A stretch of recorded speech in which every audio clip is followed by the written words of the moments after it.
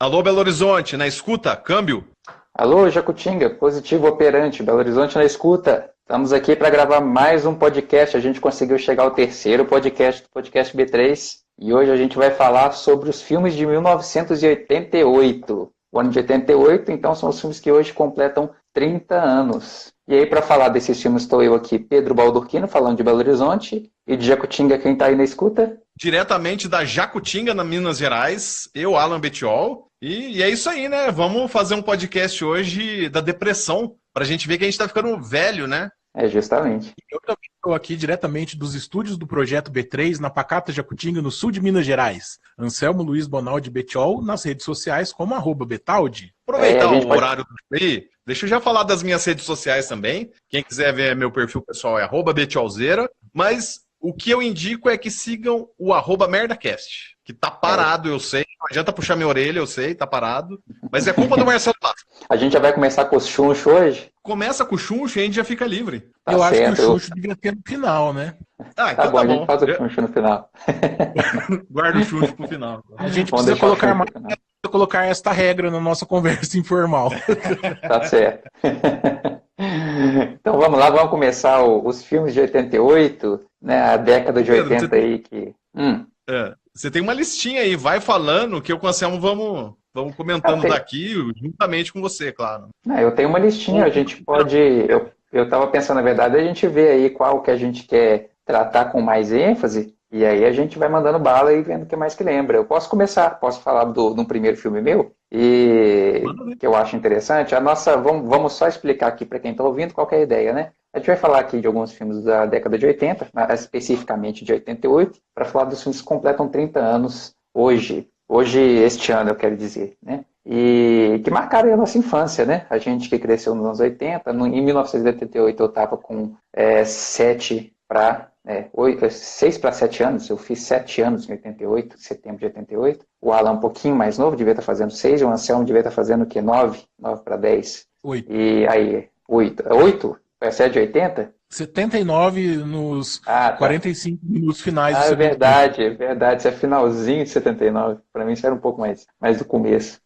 Tinha esquecido do aniversário. Então, enfim, aí é nossa infância, né? Nosso meio da infância, aquele momento que a gente começa a ter umas lembranças melhores. Então, são os filmes que foram lançados em 88. A gente vai falar aqui algumas lembranças nossas, a gente não vai ficar se atendo a muita curiosidade de filme, não. A gente quer falar da nossa época, o que a gente lembra, lembrar que a gente está velho, como disse o Alan, né?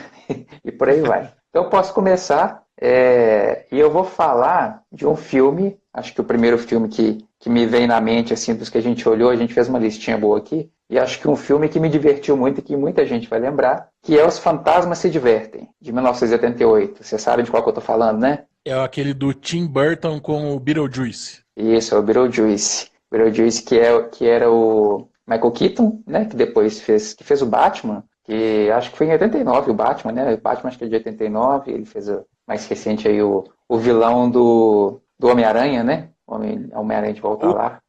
Para quem não tem a referência do Michael Keaton como Batman, como a gente tem, né? Eu acho que ele é o vilão pode ser melhor referenciar como vilão do Homem-Aranha aí mais recente. Aliás, só colocando um parêntese aí, além do Beetlejuice dos Fantasmas se Divertem ter sido interpretado pelo Michael Keaton, que depois, acho que o filme seguinte dele, em 1989, já foi o Batman, dizem as más línguas que o visual do Beetlejuice serviu de inspiração para o visual do Heath Ledger como Coringa, no Cavaleiro das Trevas, né, mais recente. Faz sentido. Mas você para pensar também o Batman de 89, se foi esse o ano mesmo, mas enfim, o Batman que veio logo depois, foi feito pelo Tim Burton também, né? E ali teve um Coringa. Né? O primeiro Batman do Tim Burton teve um Coringa, e que se parar para pensar também tem um pouquinho de inspiração. Então eu acho que no final das contas uma coisa puxa a outra. Esse filme Os Fantasmas se Divertem, basicamente, para quem não conhece, pelo amor de Deus, conheça, é um dos melhores filmes assim, dessa época. Acho que é um dos primeiros filmes do Tim Burton, assim, pelo menos dessa época em que ele ficou mais famoso. Não tenho noção muito do comecinho da carreira dele. Sei que ele fez umas animações também. Mas é basicamente sobre um casal que morre, e esse casal custa entender que morreu, eles passam a assombrar uma casa involuntariamente, e eles descobrem que eles podem invocar um espírito meio maligno, que é o Beetlejuice. Que em algumas traduções, eu lembro que na época que saiu o filme dublado na Globo, eles chamavam ele de Besouro Suco, né? Eles repetiam Besouro Suco, Besouro Suco, Besouro Suco. Eles traduziam literalmente o Beetlejuice. Péssimo isso, né? Pois é, era muito esquisito, Besouro Suco. E aí, mas enfim. E aí é um espírito, o Beetlejuice é basicamente um espírito zombeteiro, né? Acho que é a melhor definição dele. É um poltergeist, sei lá, é um bicho meio estranho, assim. E aí eles têm que lidar com essa situação que eles estão presos na casa, eles não podem sair da casa, estão assombrando a casa, e tem essa menina que é a Winona Ryder, né? Pra quem aí é de séries mais recentes, é a mãe do Will do Stranger Things, né? Uma das atrizes principais do Stranger Things. E aí, enfim, o filme é uma comédia e o que eu tenho na cabeça para mim é uma das melhores cenas musicais de filme de todos os tempos, assim, que é aquela cena da mesa de jantar. É a cena icônica do filme, é a cena da mesa de jantar, em que esses dois fantasmas fazem com que os anfitriões, né, os novos moradores da casa, que são um casal, mais a filha, que é a Winona Ryder, e os dois casais que vão visitar eles comecem a dançar involuntariamente ao som de uma música. E é hilária a cena, a cena é muito bom, porque eles estão dançando involuntariamente, mas a cara deles é de quem não sabe por que aquilo está acontecendo. O corpo se mexe, mas o rosto é de quem está assustado, sem saber o que está acontecendo. Aliás, a mãe do Macaulay Culkin no Esqueceram de Mim, lá do Kevin McAllister, na verdade é uma das atrizes, né? Uma ruiva que tem, ou eu tô confundindo? Não, ela mesma. Ela que faz a mãe da Winona Ryder. E o cara que faz o pai da Winona Ryder é aquele inspetor, o diretor da escola do Ferris Bueller, né? Curtindo a Vida Doidado. A Jéssica gosta muito do Beetlejuice, mas o estranho é que ela não é por causa do filme. Parece que tem uma animação e ela conhece o Beetlejuice através da animação. E eu não lembro desse desenho. É da nossa época de infância? Ou eu acho que é coisa mais recente, né? Ele é mais dos anos 90, sim. Eu não lembro com detalhes do desenho, com desenho dos detalhes, mas eu lembro que eu não gostava do desenho. Eu também não gostava, ele era chato. E eu lembro que... eu não lembro nada. Parece que tem uma continuação para vir aí. Não sei se na sua pesquisa aí tem alguma coisa? Para hoje especificamente eu não pesquisei não, mas sim, aparentemente tem uma continuação em produção aí, em pré-produção. Em produção já, né? Parece que tem uma previsão já gravando ou em produção com o roteiro escrito? Porque... o que eu entendi é que em pré-produção. O roteiro está escrito, as pessoas já estão mais ou menos confirmadas, mas não sei se já começou a gravação, não. É mais ou menos que nem aquela hamburgada que a gente vive combinando, né? Já está mais ou menos nesse nível aí. É mais ou menos isso. Vamos fazer hamburgada. É o filme do He-Man. Vai sair. Não, tá tudo certo já. Não, mas esse eu acho que já tá mais indo pro forno mesmo. Uhum. E eu ouvi falar da volta do Michael Keaton, inclusive. Ele vai voltar. O que eu entendi é que ele vai voltar como Beetlejuice. Acho que não tem como fazer esse filme sem ele. Acho que ele deu uma interpretação pro Beetlejuice, assim, que é muito difícil imitar. Mas também, qualquer problema, eles podem chamar o Johnny Depp para interpretar o Beetlejuice, porque, como todo mundo sabe, Johnny Depp pode interpretar qualquer pessoa. Mas o Johnny Depp tá meio queimado, né? Com aqueles escândalos que teve lá em Hollywood, ele foi um dos últimos queimados aí. O pessoal tá meio evitando ele esses tempos. Não sei como é que tá a carreira dele. Ele não ficou muito queimado, não, como outros, mas o pessoal tá meio chateado com ele. Então, não sei se vai rolar, não. Que bom. Agora, e vocês querem... e aí, qual outro filme vocês indicam aí? Pode ir. É um filme que me marcou a infância, na verdade, que eu recomendo. Foram dois que eu assisti no cinema. Primeiramente, eu assisti como é o nome da Xuxa? Super Xuxa contra o Baixo Astral e Rambo 3. Esses foram os primeiros dois filmes que eu e o Anselmo assistimos no cinema. E, coincidentemente, no ano de 1988. Super Xuxa contra o Baixo Astral foi exatamente o primeiro que a gente viu. Eu acho, assim...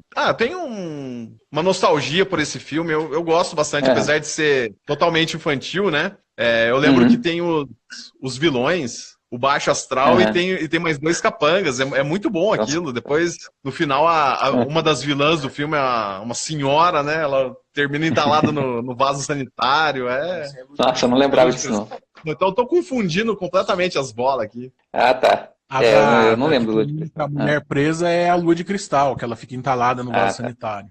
Mas o que eu lembro é que um dos capangas no final fica, sei lá, ele vira uma borboleta, uma coisa que ele começa a dançar junto Ele com a vira Xuxa no bonzinho, final. ele fica bonzinho no final. Ele fica bonzinho. O que eu sei é que esse filme, inclusive, o Super Xuxa contra o Baixo Astral, ele teve muita inspiração num outro filme, que é o Labirinto. Vocês lembram? Acho que com a Jennifer Connelly. Lembro. Aí, tipo, aquela parte que ela tá lá andando naquele submundo lá pra chegar até onde o Baixo Astral tá. Ela anda Eles imitam muito o Labirinto. E outra coisa assim que eu acho muito legal nesse filme é o visual do Guilherme Caram. Porque assim, apesar de ser um filme infantil, tudo, o visual tá maravilhoso, tá? Ele fica assustador como Baixo Astral. E a interpretação dele também é muito legal, sabe?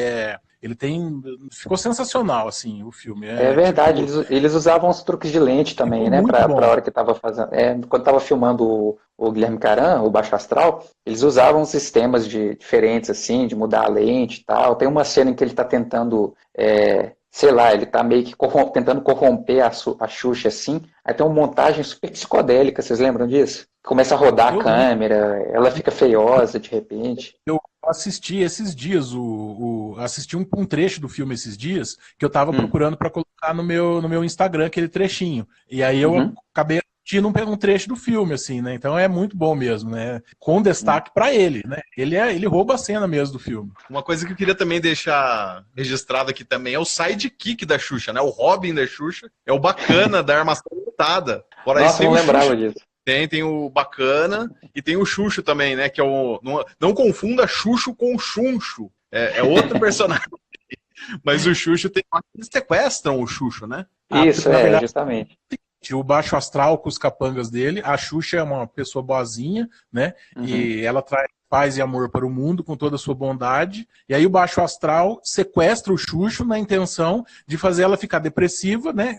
Se eu não me engano, ele tem algum interesse amoroso nela também, mas ele precisa corromper ela. Ela precisa parar de deixar de ser aquela pessoa boa. E ao longo do filme ele vai fazer de tudo para corromper ela. A primeira coisa que ele faz é sequestrar o cachorro de estimação dela. Aí depois ele tenta corromper o Xuxo, pro Xuxo parar de gostar da Xuxa, que na hora que ela chega lá, ele ainda tá de mal com ela, né? Ou seja, o Baixo Astral é um filho da puta de primeira categoria, né?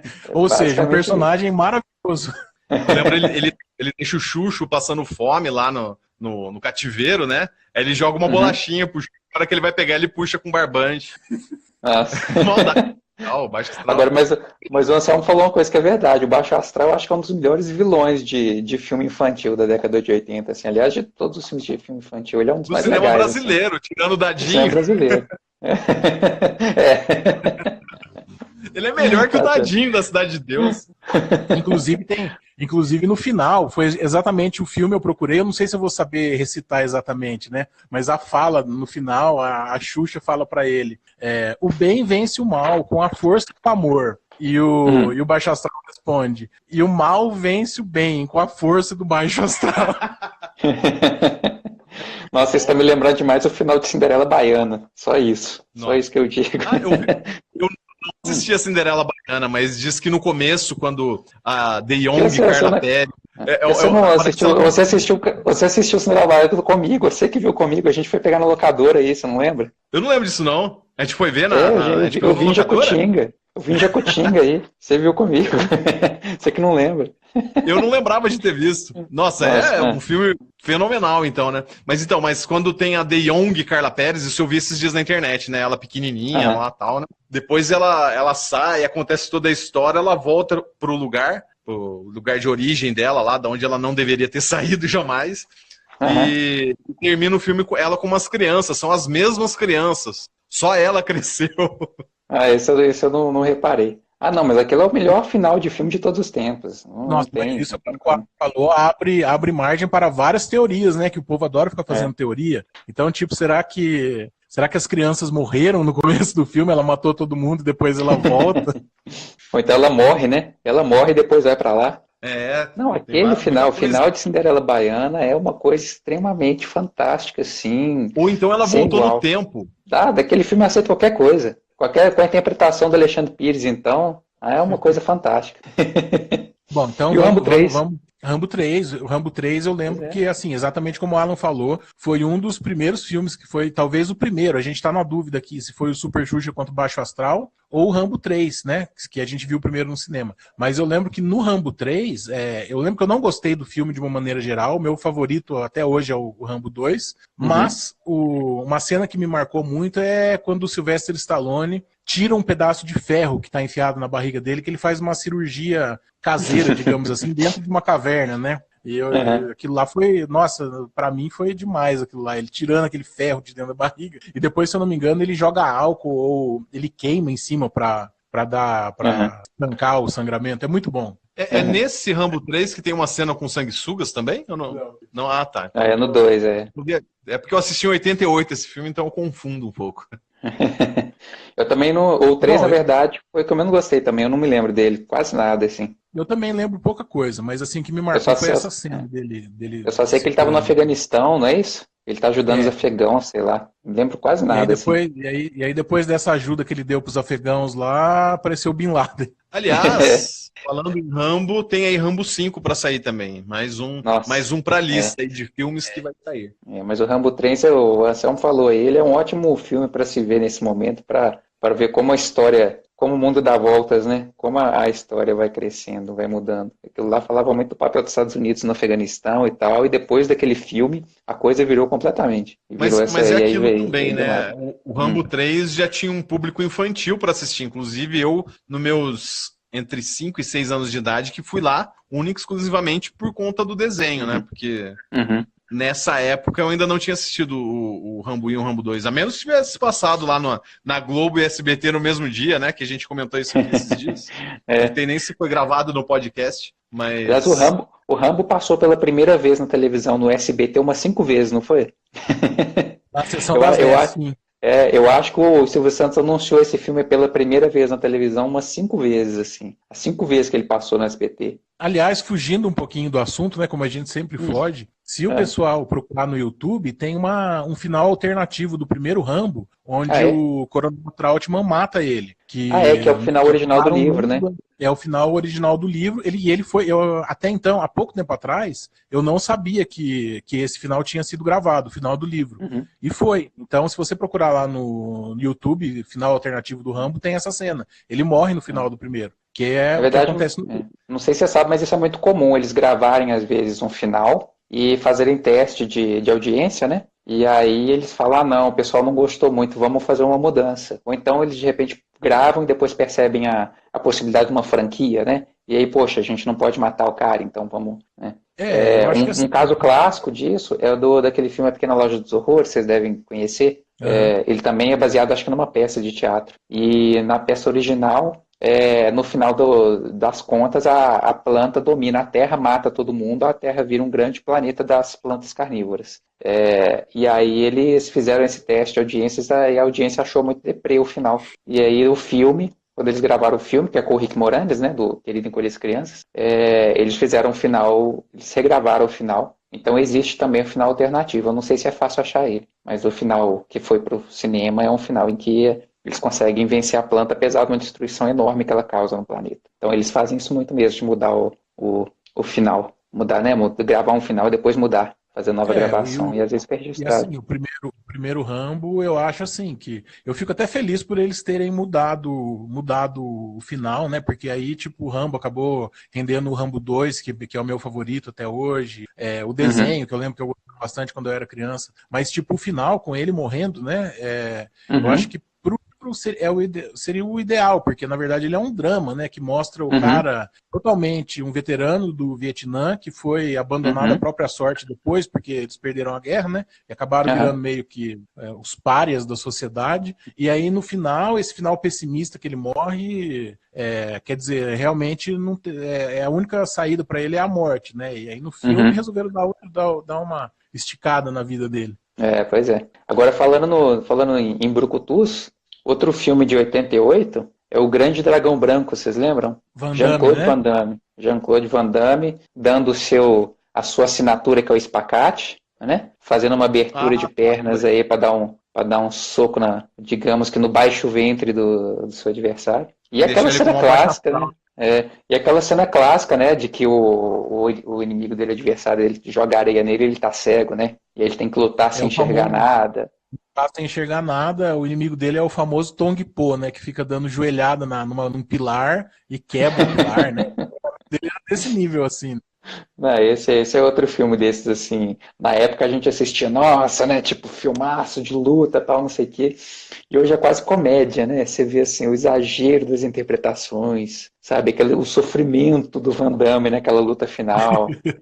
Todo o drama dele de vingar o amigo, né? Aquele torneio que as pessoas basicamente ou você vence ou você morre, né? Não sei, coisa maluca. Esse é outro filme que ficou gravado assim dessa época. E aliás, outro dia eu vi uma coisa muito engraçada que foi uma paródia desse filme, é uma montagem que eles fizeram desse filme, como se fosse uma coisa mais curtinha, e que em vez de um filme de luta, é um filme de disputa de quem consegue encarar mais feio o outro. Eu não sei o nome agora, eu esqueci. Mas é engraçado demais a montagem que eles fizeram, porque é um filme. Eles conseguiram pegar um filme de luta e usar todas as cenas de luta sem a parte que um bate no outro. Então, tipo, um dá uma encarada no outro e o outro cai, entendeu?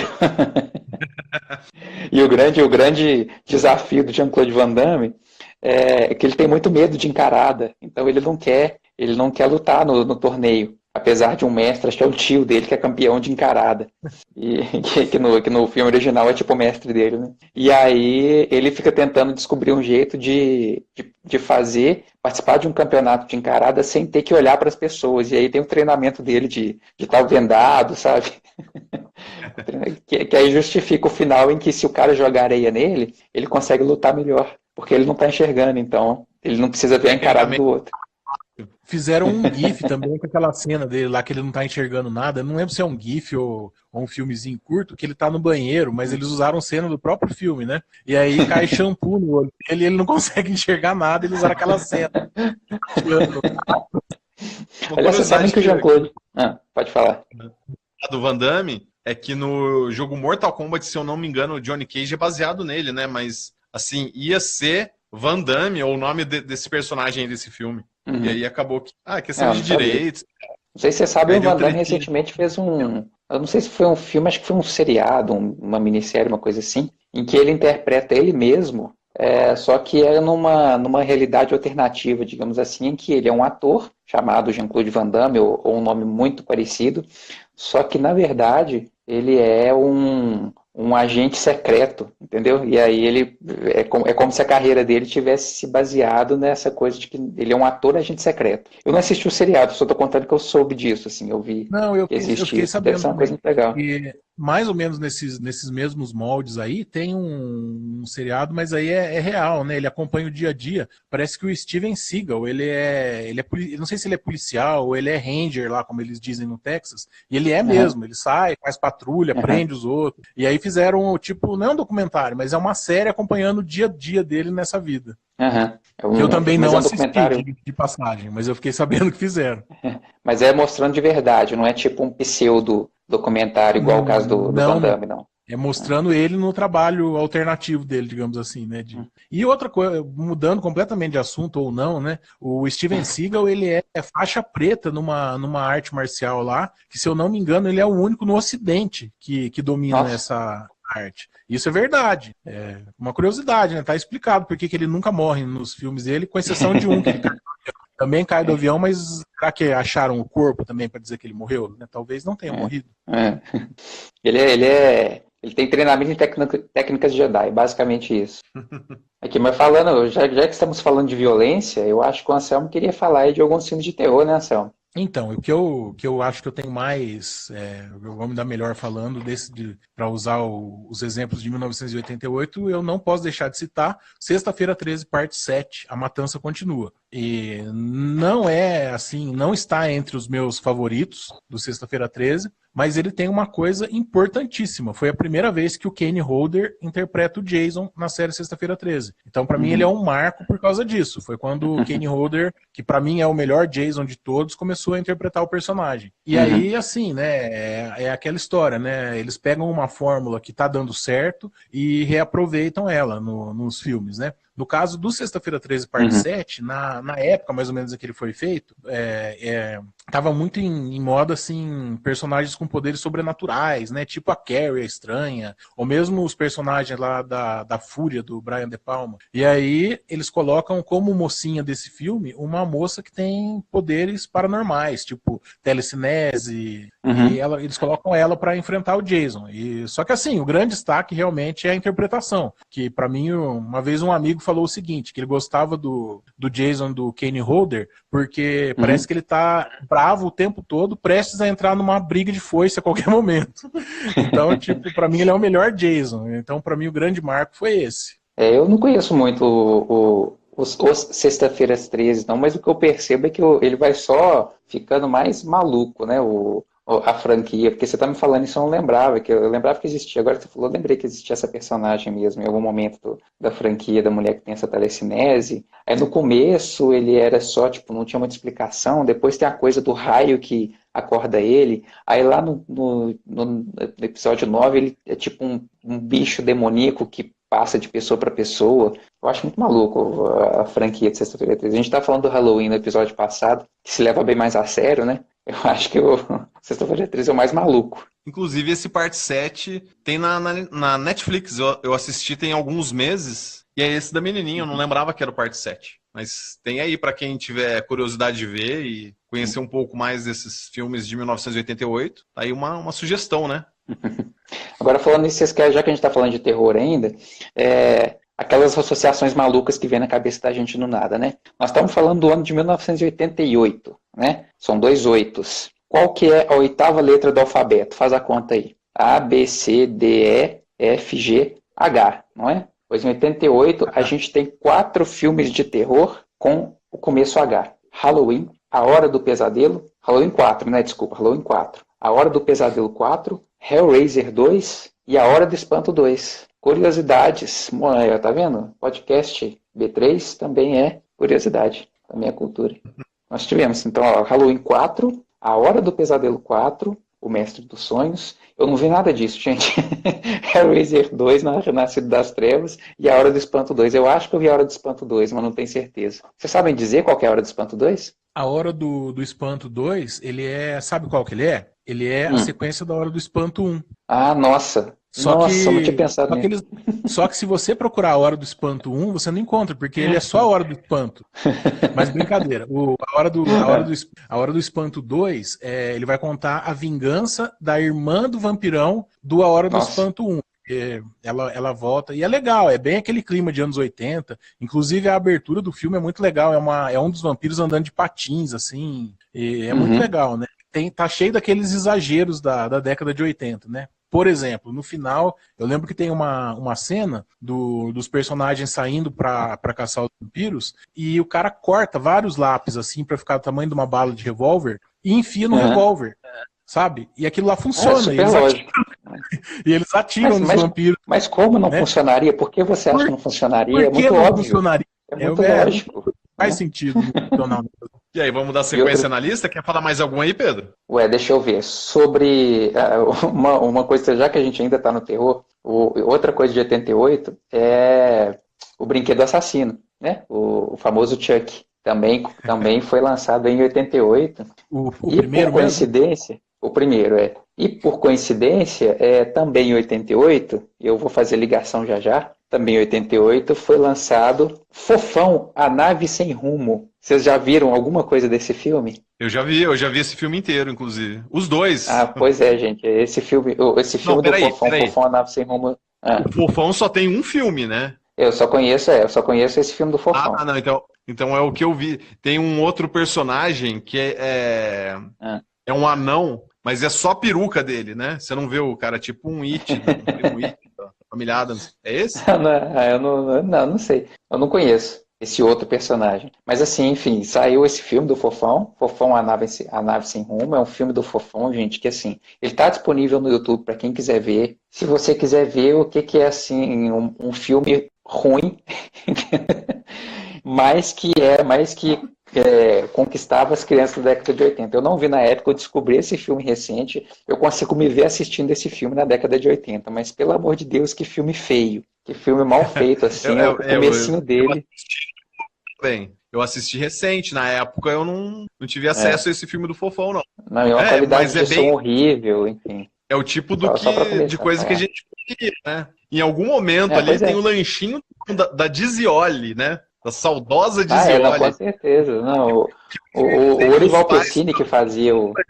Por causa do... Repete, não entendi. Não, então, nesse filme ele faz o merchan do lanchinho do Fofão, que nada mais é que um wafer, né, comum. E era feito pela saudosa Dizioli, era o nome da indústria que fazia. E o que eu infernizei meus pais atrás do tal do lanchinho do Fofão não é brincadeira.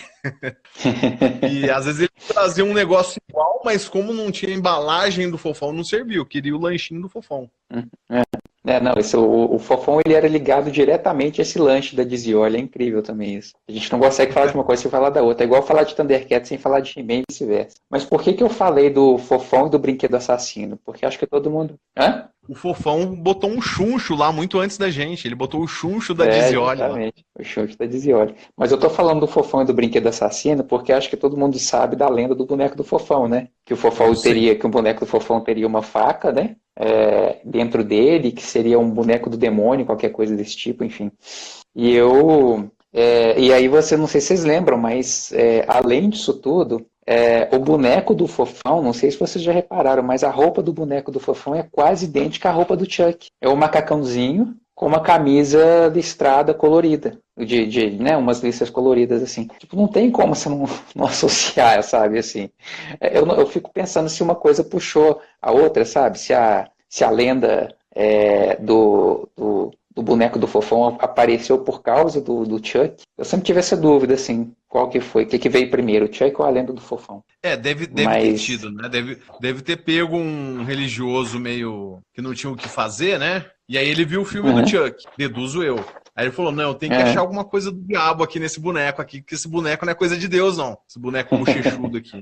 Aí até que ele encontrou uma adaga dentro, né? E era uma coisa patenteada, não era uma... Aliás, se você colocasse o visual do Fofão no Good Guy, né, que é o boneco do Chuck original, o nome dele original é Good Guy, cada um vinha com um nome, o visual do Fofão, aquela cara dele é muito mais assustadora, né? Você imagina aquilo ali, justamente, umas coisas demoníacas, ele fica muito pior do que o Chuck ficaria. Justamente, ele ainda por cima é muito mais feito que o Chuck. O Chuck foi feito para ser bonitinho, e aí o boneco que é, como é que fala? Que entra o espírito dentro dele lá, né? Da série Good Guy, né? Cada um tem um nome. Isso. Mas aí o boneco que entra lá, que o espírito entra nele, depois ele tem uma mudança física, né? Que deixa ele feio. Mas originalmente ele é um boneco bonitinho, para parecer uma criancinha e tal. O Fofão não, ele é feio de nascença, né? Ele é um cachorro extraterrestre que tá mastigando 2 bolas de golfe, sei lá, né? Que encheram a bochecha dele. Então, assim,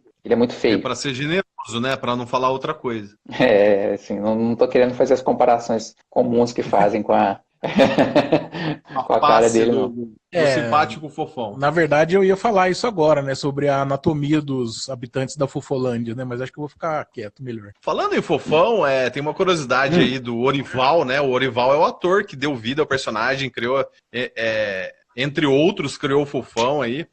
Ele faleceu, deve ter uns 2 anos, né? E depois que ele faleceu, os filhos dele parece que queimaram todas as máscaras para não haver cópias, tipo, como se os personagens tivessem falecido junto com ele, porque era uma coisa dele, né? Então, aliás, ele abominava esse Fofão da carreta da alegria aí, carreta furacão, carreta sei lá o quê, porque ele tinha toda uma técnica, né, para produzir a máscara e os movimentos eram muito bem feitos, né? Ainda mais numa época que você não tinha tanto acesso à informação como hoje. Que hoje tem tutorial para tudo na internet, né? Eu vi um cara pegando um parafuso e fazendo uma adaga hoje. Pois é. A Rita dos Satanás. O Orival, ele era mestre de fazer essas máscaras, né? Ele era o Patropi também. Ele mudava completamente de cara, assim. Mudava completamente. Ele tinha a manha de fazer essas máscaras. Não, e era assim, eram máscaras artesanais, né? E tipo, você passavam batido. Você achava que ele era aquilo lá mesmo, né? Você pega o Patropi, por exemplo. Perfeito, o Patropi eu não sabia. Eu achava que era uma pessoa mesmo, assim. Aquela cara de uma pessoa. Aham. O próprio Fofão, né, apesar de ser um extraterrestre, tudo ter um visual não usual, né, não ser um ser humano, mas Uhum. a perfeição da máscara era impressionante, a pele, assim, né, Era. era perfeito. Uhum. Ele tem dois personagens que são dois macacos também, né? Ah, é verdade, verdade. Ele tinha uma coisa do macaco também, que é anterior ao Fofão, acho que é da década de 70, assim, mas eu não me lembro o que que era, Ó, qual que era. o Orival Pessini, para ficar mais certo aqui, ele faleceu em 14 de outubro de 2016. Hum. O interessante é que 12 de outubro desse mesmo ano, a Jéssica desceu numa loja de brinquedos e falou assim: vou me dar um presente. Chegou lá, ela escolheu um boneco do Fofão dias antes Olha só. dele falecer. A gente está recebendo aqui nesse momento essa informação pela consultoria virtual do Marcelo Bassi, que por acaso está nos ouvindo, né? Agradecer aí o Marcelo Bassi. E aí, gente, ó, a gente está caminhando aí pro nosso tempo, né, o nosso tempo combinado. Vocês querem falar mais de algum filme específico? Alguma coisa que vocês acham aí para destacar? Eu acho que valeria a pena falar um pouquinho da Elvira, Rainha das Trevas. Um dos filmes mais malucos também, né? Eu vi era o famoso terrir, né? Então eu era moleque e eu não prestava atenção na história, viu? Não, era muito maluco aquele filme. Não, aliás, esse Ouvir a Rainha das Trevas Agora, é um ótimo exemplo de como a gente assistia TV na década de 80. O que era colocado pra gente assistir na década de 80, né? No horário da tarde, assim. Que Ouvir a Rainha então, das Trevas era, né, aquela mulher, digamos, voluptuosa, né? É um filme extremamente, é quase que um soft porn, né? É uma comédia, uma mulher que é bruxa tal, com aqueles peitos, aquela sensualidade toda, esfregando os peitos na cara da gente a 1 hora da tarde, várias vezes na SBT. E aí tem aquela cena daqueles pingentes, né, que ela mostra todas as suas habilidades Isso. mamárias, né, e a a gente dança do assistia. peitinho, é a dança do peitinho.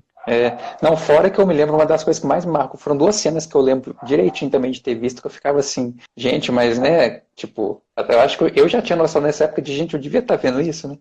Tem uma cena também no filme que ela tenta fazer uma poção para alguma coisa e ela erra a poção. Ela é uma bruxa, né? Ela tenta fazer uma poção, ela erra essa poção, e aí todo mundo tá tendo tipo um festival e as pessoas vão comer aquilo. Todo mundo começa a comer e acha uma delícia. E a poção, ela meio que acaba fazendo com que todo mundo fique extremamente com muito tesão. Basicamente isso.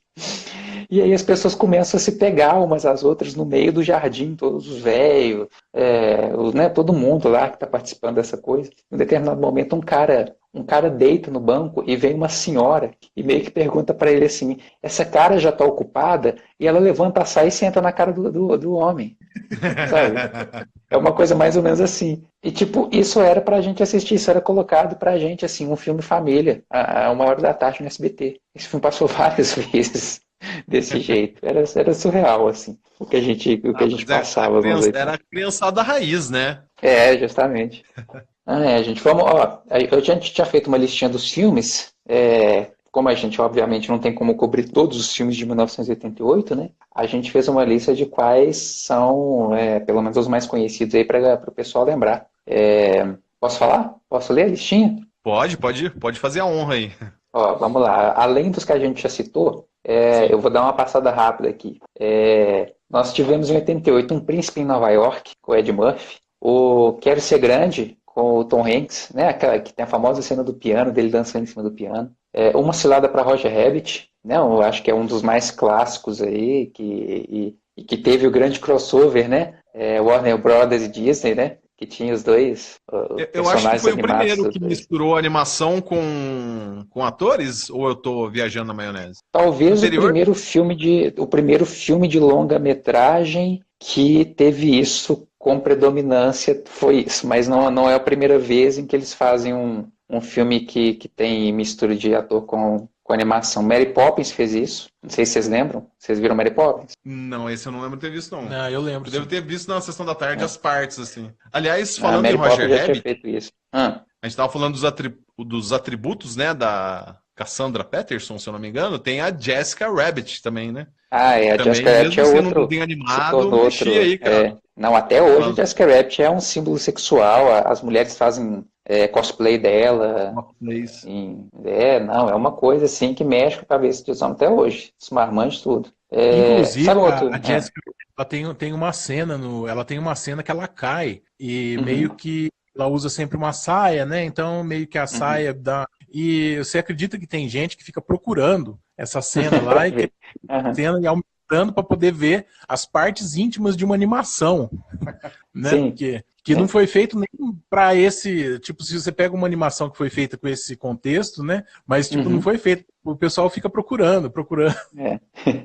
Diz a lenda que essa é uma das cenas mais pausadas da história do cinema, da história dos DVDs e cassetes. Talvez só perca para aquela cena da Sharon Stone no Instinto Selvagem, né? É. Que não é o Instinto Selvagem que está na lista aí, que você vai falar daqui a pouco, né? Mas é porque o que está na lista é o Instinto Fatal, não é o Instinto Selvagem. É o da macaquinha, né? Que nós já falamos dele no Projeto B3.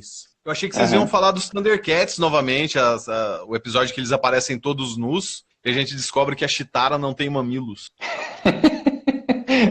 Tem um negócio desse, não tem?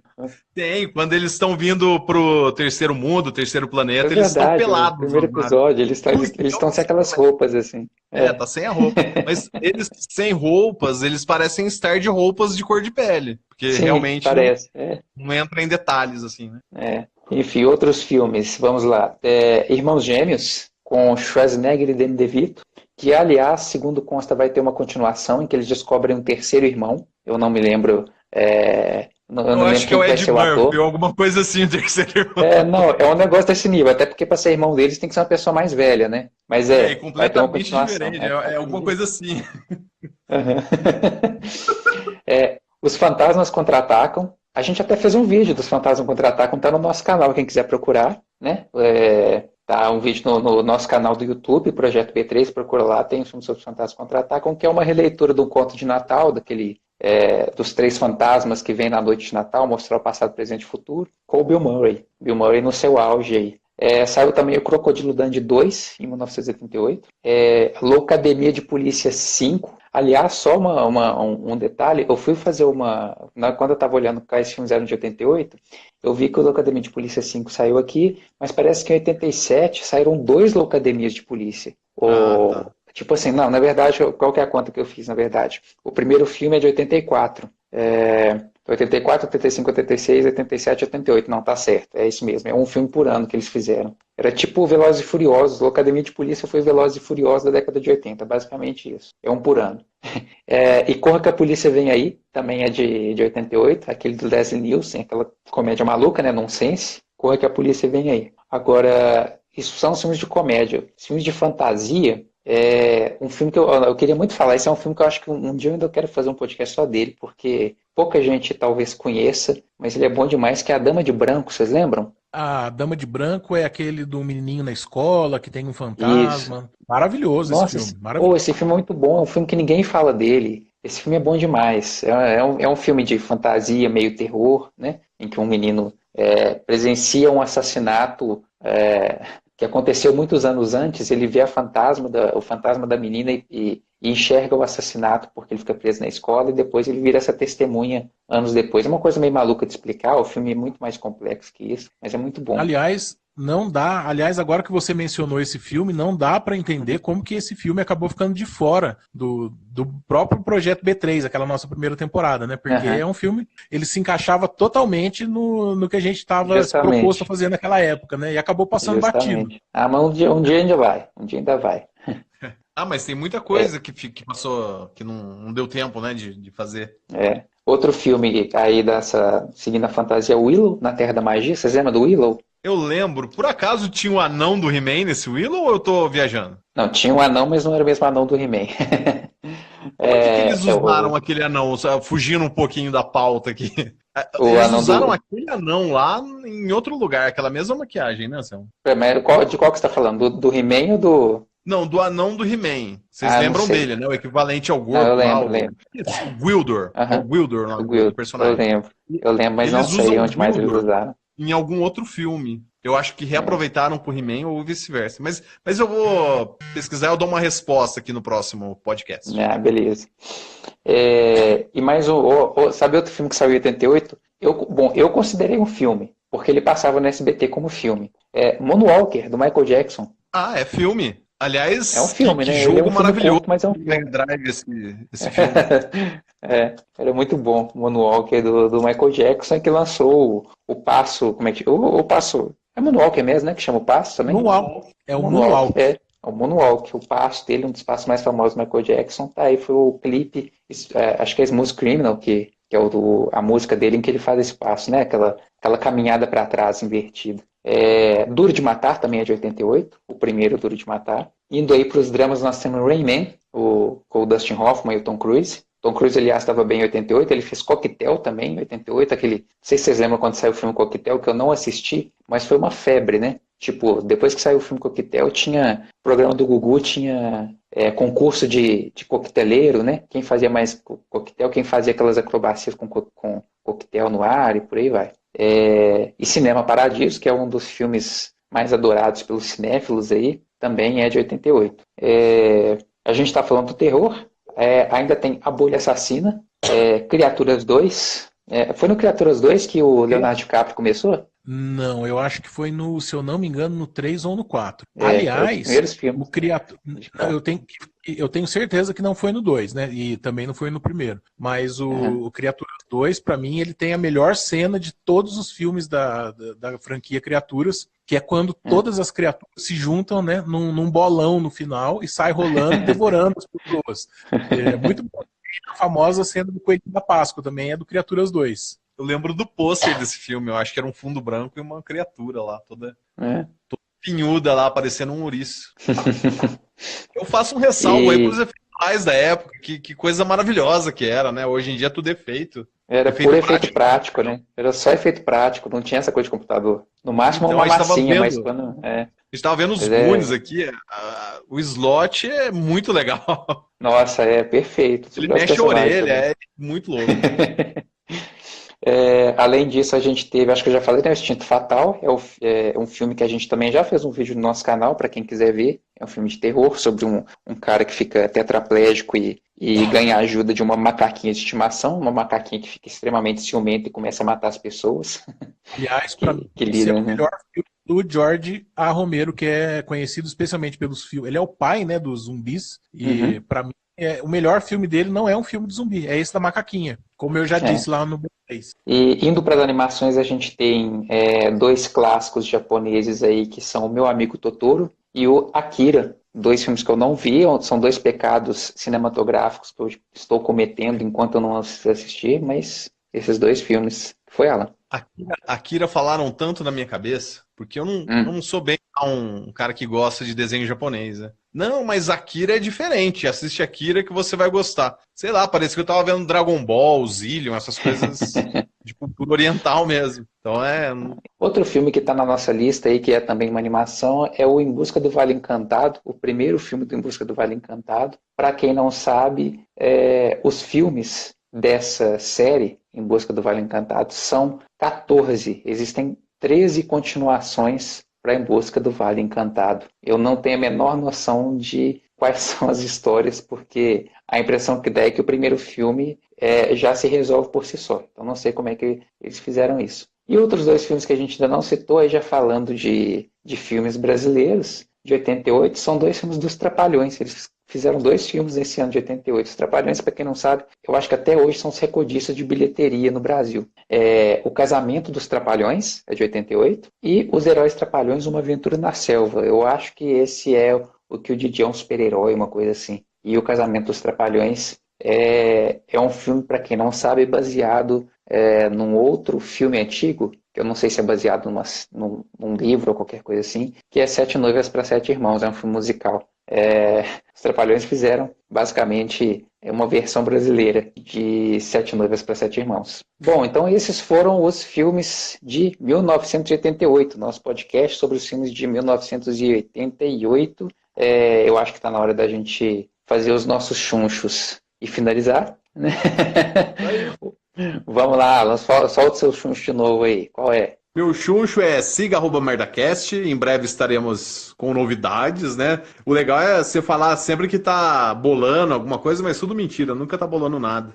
Mas sigam o Merdacast, é mais importante do que seguir o @betialzeira. E tem uma indicação, né? Vamos ter indicações hoje? Ué, podemos Xuxa fazer faz indicações. O Xuxa é aquilo lá que a gente pode indicar qualquer coisa, de qualquer tema, de qualquer... É Qualquer isso? coisa, de qualquer coisa, acho que pode. Tá, então eu vou dar uma sugestão aqui, vou dar uma dica para quem usa o Instagram e de repente segue muitas pessoas e aqueles stories do Instagram começa a te incomodar, tem muito stories, tem gente que posta muito stories. As pessoas que você não quiser ver o stories, é só você clicar nas 3 bolinhas lá e ocultar o stories. Eu descobri isso essa semana e minha vida tá muito melhor depois que eu descobri isso. Porque aquela bolinha vermelha me incomodava muito, então eu tinha que ver os stories de todo mundo. Então, quem eu não acho tão interessante, talvez, eu pego e oculto. Você não precisa deixar de seguir a pessoa, nem ficar chateado com a pessoa, é só você ocultar. Então, minha dica é, oculte os stories das pessoas que você não está afim de ver, o que ela está almoçando, o que ela está jantando, aonde que ela está passeando. E é isso aí. Minha dica é essa. Bom, meu chuncho hoje vai ser o mesmo de sempre, né? Leiam meus livros que estão à venda no Clube de Autores, Imitando Gerena e o Vulto e Outras Histórias. Imitando Gerena, um romance policial, e o Vulto e Outras Histórias, uma coletânea de contos dos mais variados gêneros. Agora, tirando esse, que é o chuncho que eu sempre vou dar aqui, eu indico para o pessoal ler aí a trilogia do Bill Hodges, que é o livro Mr. Mercedes, Achados e Perdidos, e o Turno Noturno, ou o Último Turno do Stephen King, onde ele sai fora um pouco do gênero de terror sobrenatural e escreve uma novela policial, que eu achei muito legal. Por enquanto eu li só o primeiro, já estou procurando tempo para assistir a série, mas eu gostei bastante. Então eu indico assim pro pessoal os livros, a princípio, porque a série eu não vi, mas é muito legal. Uhum. Agora o Pedro vai fazer um chuncho. O meu chuncho eu não tinha pensado em nada, eu tinha esquecido dessa parte. Então, basicamente, o meu chuncho vai ser pedir que as pessoas me ajudem, me estimulem a assistir os 1001 filmes da lista de 1001 filmes que eu estou vendo. Que eu estou vendo, eu tenho um projeto que é o seguinte, eu vou ver todos os filmes já citados no livro 1001 Filmes para Ver Antes de Morrer. E eu estou fazendo isso e publicando cada filme que eu vejo no meu Facebook, no meu Instagram, que você encontra procurando por Baldurquino. Eu sempre publico em que ponto que eu estou. Por favor, acompanhe a hashtag 1001 Filmes. Me estimulem, porque tem hora que dá preguiça, porque eu fiz a conta e, a princípio, se eu continuar nesse ritmo, eu vou terminar de ver todos os filmes em 25 de agosto de 2039, tá bom? Então, com um pouquinho de estímulo, quem sabe eu termino em 2030. Então eu já vou começar. Vai lá, cara, você consegue. Na verdade, é só para ter companhia. Por favor, vejam lá, comentam sempre, porque é sempre legal ter assim, alguém para conversar sobre o filme que a gente viu. Às vezes alguém já viu ou quer saber mais sobre o filme. Eu tô no filme, eu já vi 213 filmes, eu estou vendo em ordem cronológica. Então eu estou vendo o número 213, mas ao todo não são 1001, são 1199, porque eu estou vendo todos que já foram citados no livro, e cada edição eles mudam. Eles aumentam uns e tiram outros. Então, eu vi 213, mas ainda faltam 986, né, nessa conta. Eu estou terminando 213. Só uma curiosidade aqui, então, para mim, que eu não consegui entender. Cita um filme aí que eles tiraram da lista, por exemplo. Nossa, que filme é esse que eles resolvem tirar? Por quê? É porque, assim, eles fazem... A primeira edição teve 1001, certo? Aí na edição seguinte, eles veem assim, olha, ano passado lançaram um filme que eu acho que tem que entrar nessa lista. Mas para manter 1001, eu tenho que botar esse filme e tirar outro. Então, no ano seguinte, a edição impressa do livro sai com 1001. Eles não falam qual saiu, eles só colocam 1001 filmes ali naquele ano. Né? Assim, naquela edição tem 1001 de toda a história dos filmes. Mas eu acompanho a lista por um site que tem todos os que já foram citados. Eu não sei de cabeça dizer qual saiu, qual entrou. Eu só sei dizer que os do ano passado entraram só na última edição, foram 10. Então outros 10 filmes saíram. Mas assim, eu quero ver todos que já foram citados, porque eu acho que eles já tiveram alguma importância. Então não dá para... Eles estão em qual edição? Eles estão em qual edição? Eu acho que tá... Eu não tenho certeza. Deve ser na 11ª, 12ª edição. Eu não tenho certeza quando foi que começou, não. Mas eu não queria focar numa edição só, não, porque desde que eu veja mais de 10 filmes por ano, acho que eu alcanço. Eu vou, com certeza, ver mais de 10 filmes por ano, porque eu acho que eu percebi que eles estão com uma filosofia de colocar mais ou menos 10 filmes, trocar mais ou menos 10 filmes por ano. Então, se não for muita troca, eu consigo acompanhar isso e terminar aí lá para 2030, eu acho que eu consigo. Bom, enfim, esse é o meu chuncho. Que sacanagem esse pessoal, hein? Mas é porque, né, enfim... Eles têm que vender livro, né? Justamente. É legal, é tipo o livro dos recordes, né? Todo ano alguém quebra um recorde ou inventa um recorde novo. Então você tem que atualizar. Gente, eu tenho que ir, a gente tem que ir, na verdade, terminar. Inclusive, daqui a pouco vai acabar a minha bateria e não vai ter nem como a gente terminar o nosso podcast. Muito Vamos lá terminando. Obrigado a todos. Vamos encerrar. Boa noite a todos, boa noite, bom dia, boa tarde a todos, quem estiver ouvindo. Até mais para vocês. Isso aí. Tchau. E até a próxima.